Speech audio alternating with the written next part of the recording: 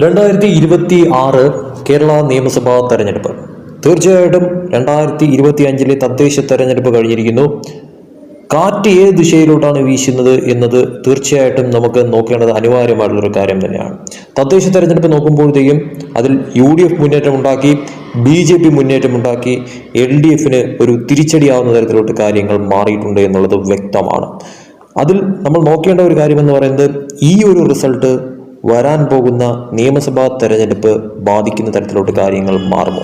നിയമസഭാ തെരഞ്ഞെടുപ്പ് റിസൾട്ട് ഈ ഒരു തരത്തിൽ മാറുമോ? അതല്ല ഈ തദ്ദേശ തെരഞ്ഞെടുപ്പ് വെല്ലുന്ന തരത്തിലുള്ള ഒരു അട്ടിമറി വരുന്ന നിയമസഭാ തെരഞ്ഞെടുപ്പിൽ ഉണ്ടാകുമോ എന്നുള്ളത് നോക്കേണ്ടത് അനിവാര്യമായിട്ടുള്ളൊരു കാര്യം തന്നെയാണ്. അതിനിടയിൽ തന്നെയാണ് ചില സർവേ റിസൾട്ടുകളൊക്കെ തന്നെ ഇപ്പോൾ പുറത്തു വരുന്നത് തന്നെ. അതിൽ എടുത്തു പറയേണ്ട ഒരു കാര്യമെന്ന് പറയുന്നത് തൃശ്ശൂർ ഏറ്റവും കൂടുതൽ എടുത്തു പറയേണ്ടതെന്ന് പറയുന്നത് ഒരു ത്രികോണ പോരാട്ടം നടക്കാനായിട്ട് സാധ്യതയുള്ള ഒരു സ്ഥലമാണ് തൃശ്ശൂർ എന്ന് പറയുന്നത്.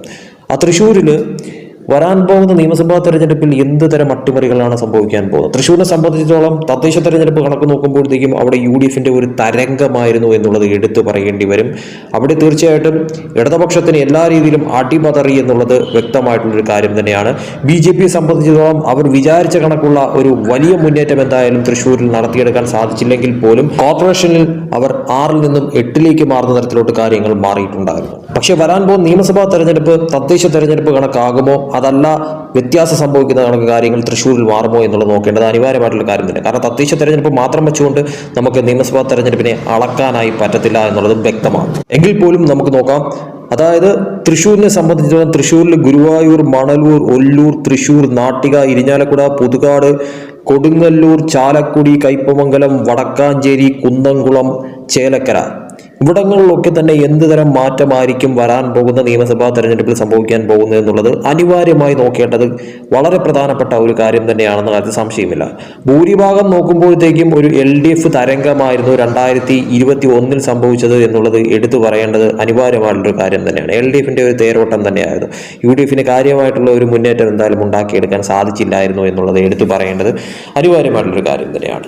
അതേപോലെ തന്നെ 2024 വരുമ്പോഴത്തേക്കും UDF LDF ഞെട്ടിച്ചുകൊണ്ട് BJPയുടെ ഒരു മുന്നേറ്റം പലയിടങ്ങളിലും ഉണ്ടായിട്ടുണ്ടായിരുന്നു എന്നുള്ളതും എടുത്തു പറയേണ്ടത് അനിവാര്യമായിട്ടുള്ള കാര്യം തന്നെയാണ്. പക്ഷേ 2025 തദ്ദേശ തെരഞ്ഞെടുപ്പ് വന്നപ്പോഴത്തേക്കും UDFന്റെ ഒരു തേരോട്ടം തദ്ദേശ തെരഞ്ഞെടുപ്പിൽ കണ്ടു എന്നുള്ളതും വ്യക്തമായി പറയാൻ പറ്റുന്ന ഒരു കാര്യം തന്നെ. ഇനി 2026 നിയമസഭാ തെരഞ്ഞെടുപ്പിലേക്ക് വരുമ്പോഴത്തേക്കും എന്താണ് സംഭവിക്കാൻ പോകുന്നത് തൃശ്ശൂരിൽ എന്നുള്ളത് തന്നെയാണ് ഹൈലൈറ്റ് ആയിട്ട് നോക്കേണ്ടതെന്ന് പറയുന്നത്.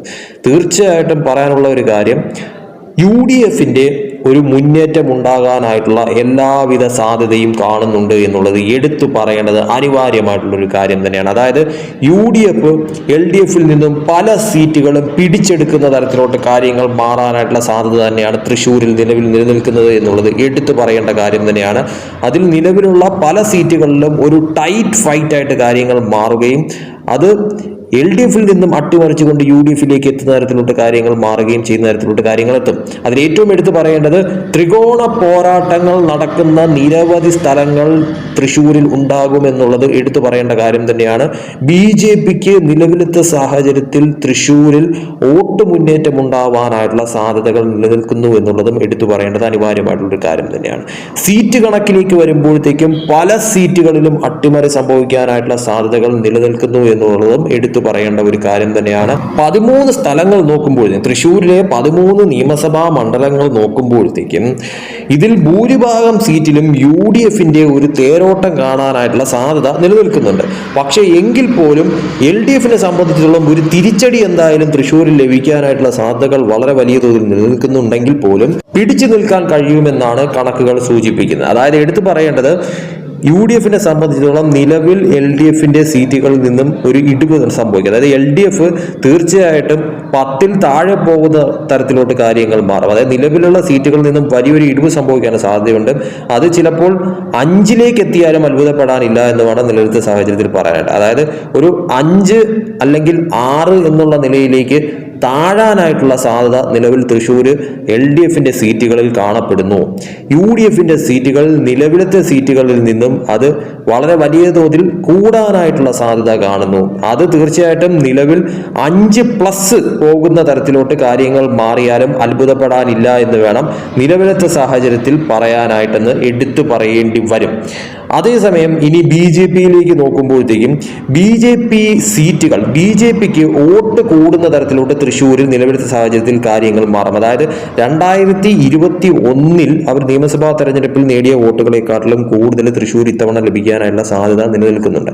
സീറ്റുകളുടെ കാര്യം പറയുമ്പോഴത്തേക്കും നിലവിലത്തെ സാഹചര്യത്തിൽ അവർക്ക് സ്ഥാനാർത്ഥി നിർണയം തന്നെയാകും ഏറ്റവും വലിയ തോതിൽ കാര്യങ്ങൾ മാറി മറിയുന്നതെന്ന് പറയുന്നത്. കാരണം ഏറ്റവും ജനപ്രിയനായിട്ടുള്ള സ്ഥാനാർത്ഥിയെ അവർക്ക് വിജയസാധ്യതയുള്ള സ്ഥലങ്ങളിൽ നിർത്താനായിട്ട് സാധിച്ചു കഴിഞ്ഞാൽ, അതോടൊപ്പം തന്നെ പ്രചരണ രീതികളൊക്കെ തന്നെയും താഴെത്തട്ടിൽ നിന്നും തൃശ്ശൂരിൽ അവർക്ക് മുന്നോട്ട് കൊണ്ടുപോകാനായിട്ട് സാധിച്ചു കഴിഞ്ഞാൽ തൃശ്ശൂരിൽ അക്കൗണ്ട് തുറക്കാൻ സാധിക്കുമെന്നുള്ളത് കണക്കുകളിൽ നിന്നും മനസ്സിലാവുന്ന ഒരു കാര്യം തന്നെ. അതായത് വിജയസാധ്യത നിലനിൽക്കുന്ന സീറ്റുകൾ തൃശ്ശൂരിലുണ്ട് എന്നുള്ളത് വ്യക്തമാണ്. പക്ഷേ അത് BJP നിർത്തുന്ന സ്ഥാനാർത്ഥികളുടെയും അതോടൊപ്പം തന്നെ അവരുടെ പ്രചരണ രീതികളുടെയും അടിസ്ഥാനത്തിലായിരിക്കും വിജയ പരാജയങ്ങളെല്ലാം തന്നെ എന്നുള്ളതും എടുത്തു പറയേണ്ട കാര്യമില്ല. അതിൽ 2 സീറ്റുകളിലെങ്കിലും വിജയസാധ്യത നിലനിൽക്കുന്ന തരത്തിലോട്ട് കാര്യങ്ങൾ മാറുന്നുണ്ട്. പക്ഷേ എങ്കിൽ പോലും അതും കനത്ത പോരാട്ടമായി മാറുന്ന തരത്തിലോട്ട് കാര്യങ്ങൾ മാറും. ഒരു ത്രികോണ പോരാട്ടമായിരിക്കും എന്ന കാര്യത്തിൽ സംശയമില്ല.